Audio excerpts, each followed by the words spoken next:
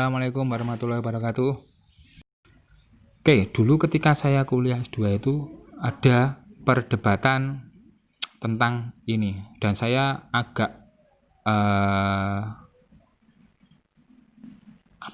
menyoroti tentang yang dimaksud teori itu gimana. Dalam artian itu masuk seperti apa? Masuk dalam artian komunitas besar di Indonesia, atau masuk hanya orang beragama Islam masuk ke Indonesia kapan? Ada dua ya. Pertama, Islam masuk ke Indonesia itu didefinisikan sebagai masuk sebuah komunal atau komunitas besar di Indonesia, atau hanya seorang Muslim yang datang ke Indonesia. Karena memang dari teori-teori yang disampaikan oleh para ahli tadi ada tumpang tindih bukti kalau menurut saya. Pertama, J.P. Mahued itu kan pendukung teori Gujarat ya, teori Gujarat.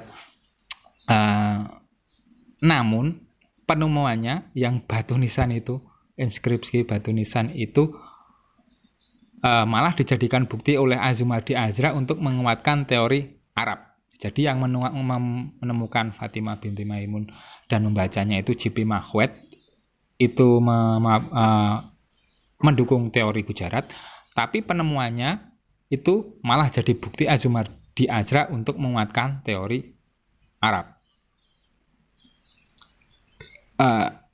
Terutama dari epigraf yang berbahasa Arab bergaya Kufi itu. Dan ini juga sama Husain Jayadiningrat digunakan untuk menguatkan teori Persia. Jadi satu bukti itu dijadikan berapa teori untuk menguatkan itu.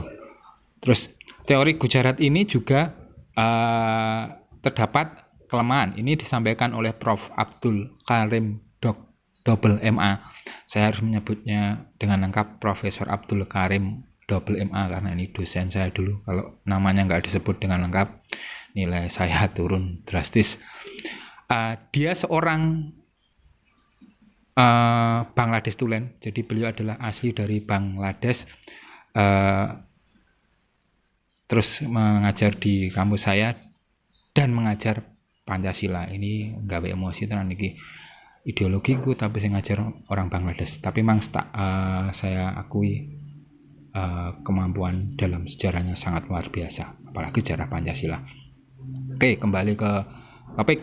Di situ Profesor Abdul Karim ini menyoroti dari India, tapi bukan dari Gujarat, melainkan dari Bangla, atau Bangla itu mungkin Bangladesh ya kalau sekarang, di sekitar situ. Kalau dulu kan Bangladesh itu juga bisa dikatakan India zaman dahulu kala. Ia mengambil fakta seperti apa yang dipaparkan oleh Fatimi, bahwa teori Gujarat lemah karena Gujarat masuk ke wilayah Islam itu ketika ditaklukkan oleh Kesultanan Delhi. Jadi Gujarat itu masuk Islam ketika ditaklukkan oleh Kesultanan Delhi, di mana Kesultanan Delhi itu pada waktu itu penakluknya adalah Sultan Alauddin Khalji. Penaklukannya pada masa Sultan Alauddin Khalji. Sultan Alauddin Khalji ini hidup antara tahun 1296 sampai 1316 Masehi. 1296 sampai 1316 Masehi. Sedangkan makam Raja Malik Al-Saleh bertuliskan angka 1297 Masehi, 1297 Masehi. Di sini dapat dilihat terdapat selisih 1 tahun antara tanggal lahir Alauddin Khalji dengan nisan makam Raja Malik Al-Saleh. Jadi apakah logis ketika itu Gujarat ditaklukkan oleh Alauddin Khalji yang pada waktu berumur 1 tahun.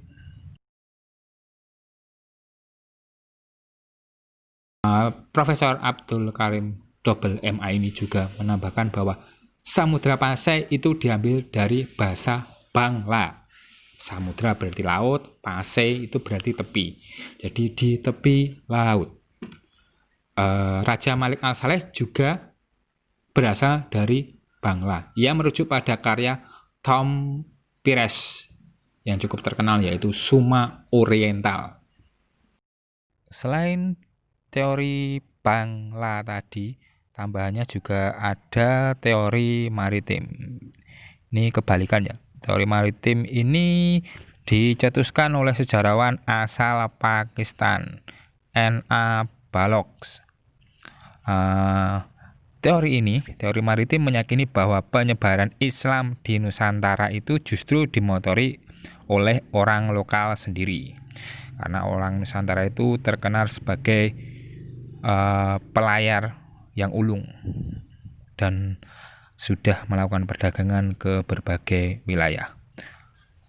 Dengan begitu tentu juga masuk ke wilayah Islam dan berinteraksi dengan orang-orang di sana. Teori ini mungkin selaras dengan lagu Nenek Moyangku Seorang Pelaut, karena memang terdapat juga keyakinan kita bahwa kita itu sudah ada hubungan dengan Madagaskar jauh di masa lampau. Kalau melihat dari jalur perdagangan itu juga ada yang memaparkan bahwa jalur dagang itu tidak hanya sutra darat dan sutra laut, ada juga melalui Jawa barat ke barat ke arah Madagaskar. Tapi tetap saja teori ini masih bisa diperdebatkan. Teori Arab sendiri itu juga memiliki banyak kelemahan karena bukti-buktinya cukup kurang. Teori Cina juga demikian karena tidak dapat dipastikan bahwa Islam ke Cina dulu baru ke Nusantara. Kalau kita berpegangan dari jalur sutra itu harus dipertanyakan kenapa dari Asia Barat ke Asia Selatan terus ke Asia Tenggara baru ke Cina. Kalau jalur dagang secara logika itu ya. Tapi kenapa harus ke Cina dulu padahal melewati Asia Tenggara baru ke Asia Tenggara dakwahnya. Jadi kecuali kalau menggunakan jalur sutra darat itu masuk akal. Agak susah ya ngomong sutra itu. Padahal pada waktu itu di Selat Malaka menjadi singgah para pedagang dari berbagai belahan dunia. Demikian pula dengan teori Persia yang mengidentifikasi Persia sama dengan Syiah, padahal sejarah itu dinamis di mana tidak bisa menggeneralisasikan bahwa Islam Syiah itu identik dengan Persia. Jadi kalau Syiah itu dari Persia juga tidak mungkin juga, karena memang sejarah itu dinamis, tidak seperti itu. Demikian ulasan tentang teori masuknya Islam di Nusantara, sangat debatable, jadi memang sangat tidak bisa dipilih 1, 2, 3, 4 gitu. Memang jika menginginkan kebenaran yang paling benar untuk memahami jalur masuknya Islam ke Nusantara akan sangat sulit. Ibarat memperdebatkan duluan mana ayam atau lur. Tergantung yang goreng kalau ini. Oke, oleh karena itu muncul yang namanya teori. Jadi ada suatu peristiwa atau ada satu fenomena itu akhirnya menghasilkan teori. Untuk sekarang di buku-buku banyak kan bahwa bukti pertama untuk masuk Islam di Nusantara itu adalah Fatimah binti Maimun. Tapi tidak menutup kemungkinan akan ada bukti-bukti lain lagi di masa datang. Terbaru ini setahu saya sudah ada percobaan penelitian di Barus, itu ditemukan makam juga bergaya Arab.